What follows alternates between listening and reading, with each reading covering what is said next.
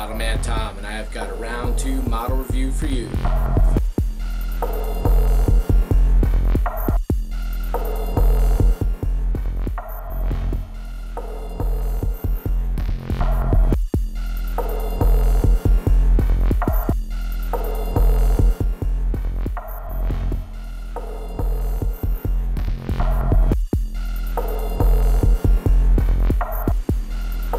So in the center, round 2 has re-released and remastered the AMT Klingon Battlecruiser. Some changes have been made. Over on the left, the 1969 edition, still in tattered wrappings. We'll take a look and do some side-by-sides at the sprue. Over on the right, we've got a built version of the 1974 edition. Now, the 69 and the 74 are faithful to Matt Jeffrey's original design. The one in the middle is faithful to the one you saw on screen. I'll go into a little bit of the history and the story behind that in a minute. Let's pop this box open and see what we got. Round 2 has been re-releasing all these AMT Trek kits in these really nice tin boxes. It's a nice touch, but it does add a lot of money to the cost of your purchase there. And standard for all the other tin kits is that they've included a mini poster of the cover itself. It's pretty much just as big, and it's the exact same artwork. You're not missing anything in that regard, but if it's just an oversight overall, well, let's take a look at what we do get here. Small sprue of chrome, which looks to be pretty much the same as the original. One of the standard, what has now become the standard, round 2 stands for model kits. One bag with the main body, and one other bag with everything else. Nice and simple in that regard. It'll be interesting to compare these instructions to the originals when I pop that box open. There'll be a few differences, but probably not too many. We got a little thing of decals here, which does include windows, which the original definitely doesn't include, and some standard round 2 merchandising promotional materials here. So let me, actually, let's go and take a look at this box now too. The box is definitely not fared as well as it may have, and this plastic is definitely about to disintegrate. So there's a few differences in the boxes.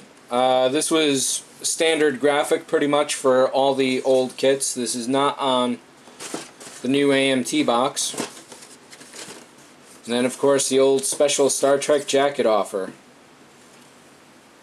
Available now, 2 more great Space Series kits from AMT, Mr. Spock and the Enterprise. This was the second model. I don't know if Spock came out after the Klingon or right about similar to. The very first edition of the Klingon here was actually called an Alien Battlecruiser 1968. I've heard people say that that came with a lighting kit or a grain of wheat bulb. I haven't been able to confirm that at all, though.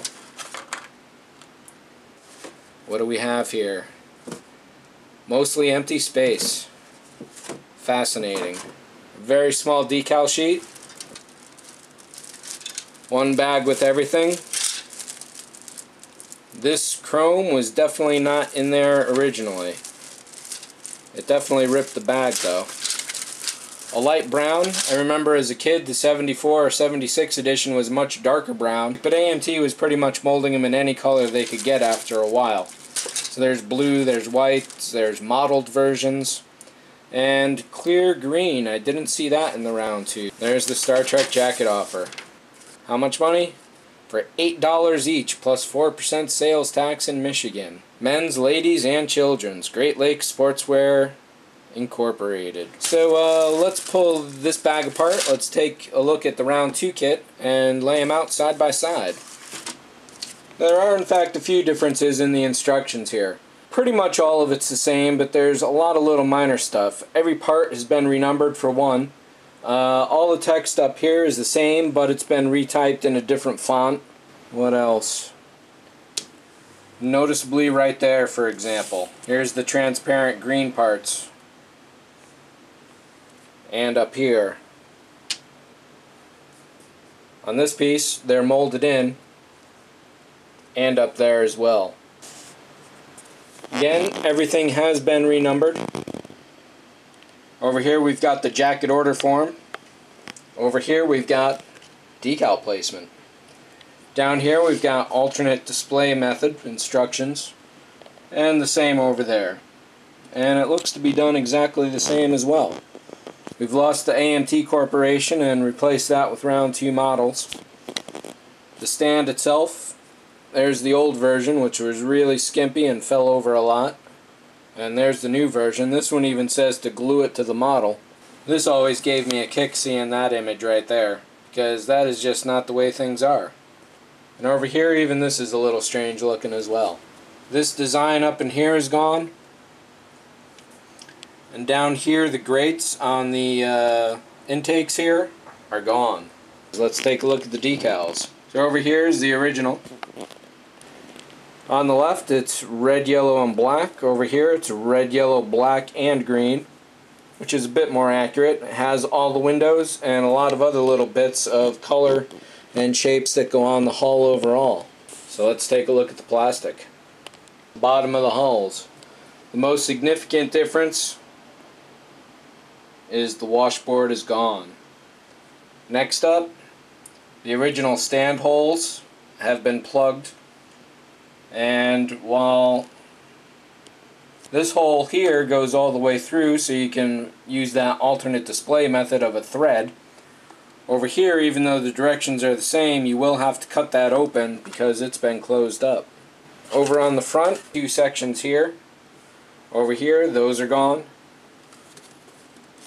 On the back, exactly the same. Wings are the same. And inside, I expect that round 2 is probably scraped off some of what Ertl left behind when they redid this. But there's something going on in here too. Tough to tell exactly. But the insides look the same. There's no keys or registration points except for this little ledge right there. And of course something has happened to the vent holes, because even though this was trimmed off, this is a much bigger reservoir. That will be much more difficult to trim away than this old version used to be. One last thing I'll mention really briefly, if the camera will pick it up, is the new version has been worked on quite significantly. Trying to get some focus. There's a lot of very, very fine scratching going on all over the new body, and over here on the old one it's very, very smooth. So there is something going on right up in this area here, which is not present up there. I'll start on the underside first really quick. All the portholes are pretty much the same. There are keys on the top here. Those are pretty much the same, though there is one right on this corner right there. That is now gone. On this one here, the hole for the thread is still here. Over here it's been filled in. And on the top here is where we're going to see some real differences. Mainly this detail here is gone. Does it show? I can't quite tell. Yeah, it shows. It's very close. They did a good job, but you can still quite see. If you didn't know it used to be there, you might not see it now. But actually this line where they replaced it curves off just a little. You can see it right there in the reflection. Now this detail here, well, it used to bug me as a kid because it wasn't there when I saw it on TV, but this is accurate to the way Matt Jeffries, the designer of the ship, wanted it. AMT didn't have enough time to put that final detail on it as they rushed the studio version to the show, so it got left off. And then when they pantographed this smaller version off of the larger version, it went back on because they had more time. These parts are pretty much exactly the same. The difference being that you don't get this backer here for the impulse deck, so they cut off that entire section here.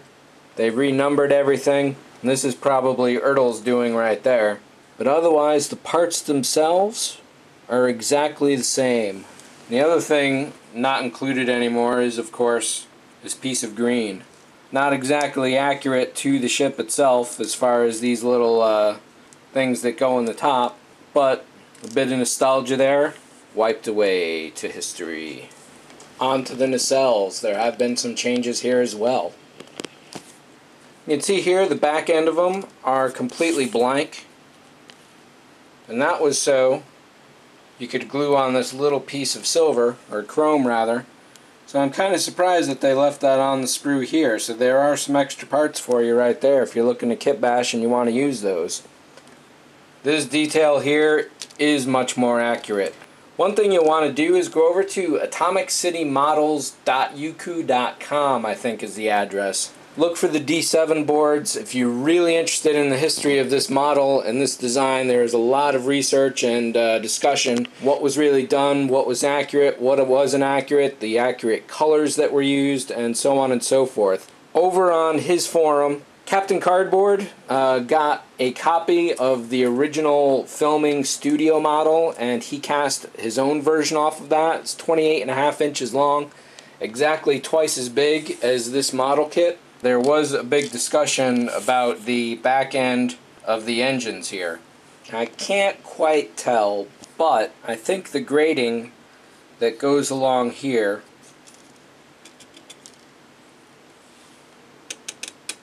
is just the slightest bit sharper on the older version. It's just a little difficult to tell. It seems to look a little different, but it could be the color of the plastic. Could be the quality of the plastic, it could be the density of the plastic. There could be a lot of different factors. One last thing I'll note, as you can see on the leading edge here, there's just these 3 little dots. Those have been pretty much wiped away, whether by time or deliberation. They're gone, and they are on all 4 sides. And here we've got the main body of all the little bits of parts. There's a few differences here, not too many. The most significant is, of course, on the crown here, where we used to have a couple nice big holes for that clear green plastic, and here they've been filled up and replaced with what is definitely a much more accurate representation of those 2 little dimples. Next big change is over here on the front of the impulse deck grill. The bars on the new version, apart from being filled in on the back, or backfilled rather, they're thicker and closer together, whereas here they're much thinner and much more numerous. Also, there's a ridge line along the bottom, and here it just goes straight down. Otherwise, all the details are pretty much exactly the same. Well, one difference, there's a couple little indentations right here on those edges. Those seem to have been filled in. These parts are exactly identical. Here on the bridge, there's a couple minor differences yet again. Nothing with these 2 parts, apart from the fact that what was green clear plastic is now molded into place. I think the underside is pretty much the exact same. And over here on the top, the lines on these parts just appear to be the slightest bit sharper. One other distinction I'll note here is that all along the front you might be able to see the impression of some outlines of windows. Over here those details are pretty much gone, but just the slightest bit. You can kind of see a couple there on the top, but they are definitely much more distinct on this original piece. And finally, let's take a look at the booms. So immediately and most obviously, the holes for the windows have been filled up, and if the light is going to catch it and the focus is good, there we go. There are again the impressions of windows, just outlines, raised ridges that have been completely wiped clean from the new version. But other than that, this part is pretty much the same, and of course you don't get the original stand anymore. So definitely some significant changes to this kit overall. I am quite surprised by them all, and taken in total, they definitely add up to quite a significant amount of changes. I definitely did not show off the built version as much as I thought I might. Of course, on the screen it looked either blue or gray, but in reality it was a green and a dark gray. Some will argue there was some violet color in there. I will argue against that as a photographic artifact. But it builds up to a really nice size. This is 14 inches or so, 14 and a quarter just about. The original being 28 and a half or so. This is exactly half the size, and I do wish I still had my Captain Cardboard one, because that was a monster. Let me throw some photos of it up here right now, because I was building this little guy concurrently with that one. So as you can see, this thing is just big, and even the photos don't really do that justice at all. This is one of the first resin kits that I ever bought. It's one of the first ones I sold because I needed the money, and they're out of production now.